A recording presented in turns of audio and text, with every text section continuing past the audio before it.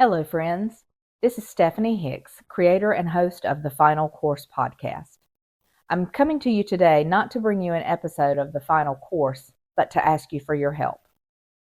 There is just over a day left before the state of Texas plans to execute Robert Roberson for the murder of his 2-year-old daughter, a crime that did not happen.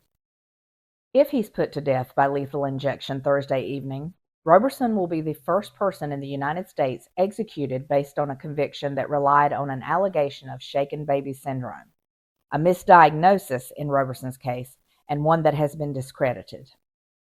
There is ample evidence that his daughter, Nikki Curtis, did not die of child abuse. At the time of her death, she had double pneumonia that had progressed to sepsis, and she had been prescribed 2 medications now seen as inappropriate for children that would have further hindered her ability to breathe. Additionally, she had fallen off a bed and was particularly vulnerable in her sickly condition. Other factors also contributed to Robert's conviction. The emergency room doctors and nurses treating Nikki presumed child abuse based on her symptoms and common thinking at the time of her death, without exploring her recent medical history.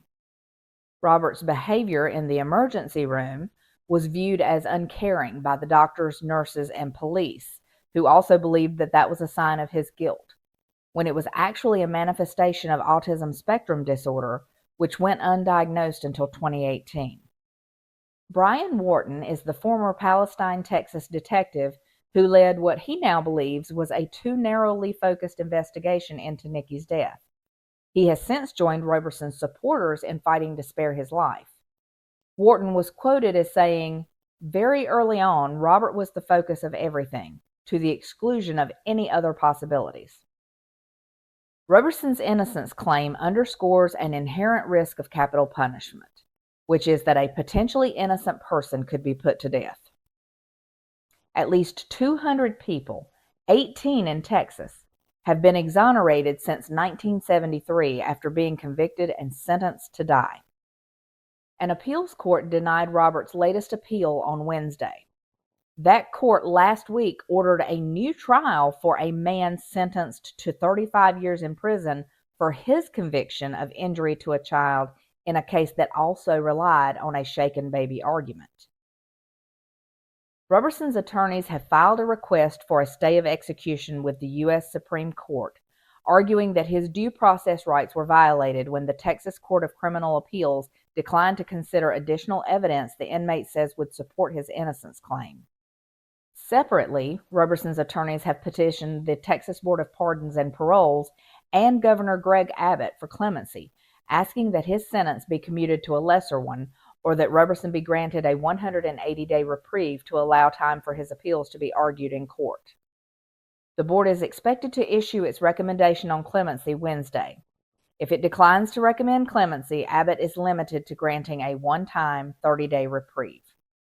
In the meantime, Roberson's many supporters are taking their own steps to call attention to his case in hopes of pressing the state into halting the execution.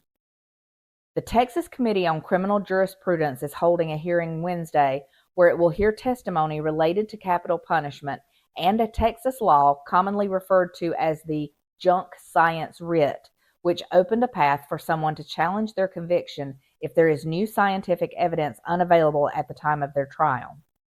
While Roberson's name is not mentioned in a notice about the hearing, his advocates say that he would still benefit from this law, and a member of the committee, Representative Jeff Leach, a Republican from Collins County, told reporters Tuesday that the hearing would, quote, shine a light on Roberson's case for all 31 million Texans to hear and watch and see. Leach further went on to say, and we're hopeful that by Thursday evening we're able to secure that pause button in this case. I think it's important to note that Leach actually supports the death penalty, but has emerged as a key critic of its administration in cases featuring wrongful conviction claims. The committee, made up of both Republicans and Democrats, has also urged the Texas Court of Criminal Appeals to halt the execution, citing the junk science law. Committee members want Roberson to be granted a stay while lawmakers consider amendments to the junk science law, they wrote in a letter brief filed before the court. It is beyond dispute that medical evidence presented at Mr. Roberson's trial in 2003 is inconsistent with modern scientific principles, the lawmakers wrote. We believe it would be a stain on the conscience of the state of Texas for an execution to proceed while efforts are underway to remedy deficiencies in how the law was applied to this case. A bipartisan group of more than 80 Texas legislators has supported Roberson's case and his request for clemency. Representative Joe Moody, chair of the Criminal Jurisprudence Committee, said on X last week that the state needed to, quote, pump the brakes before this stains Texas justice for generations. Famous author John Grisham, a board member of the Innocence Project, which has backed Roberson's claim, also called for mercy Tuesday in an op-ed for the Washington Post. The evidence is assembled and available to the Texas authorities, but no one with the power to stop Roberson's execution is paying attention, Grisham wrote. The courts slammed all the doors on the basis of technicalities, and even politicians' pleas have been ignored. Now here's where we get to how you can help. There are many ways that you can help stop the execution of Robert Roberson. You can text Robert, R-O-B-E-R-T, to 97016 to join his advocacy team. That's 97016. You can also call Governor Abbott at 361-320-8100 and urge him to stop this execution.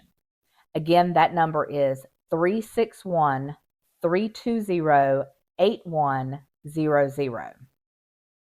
You can also visit my link tree you can find in my bio.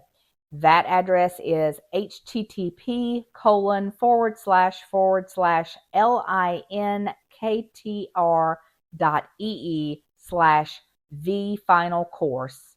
Again, that's http://linktr.ee/the-final-course.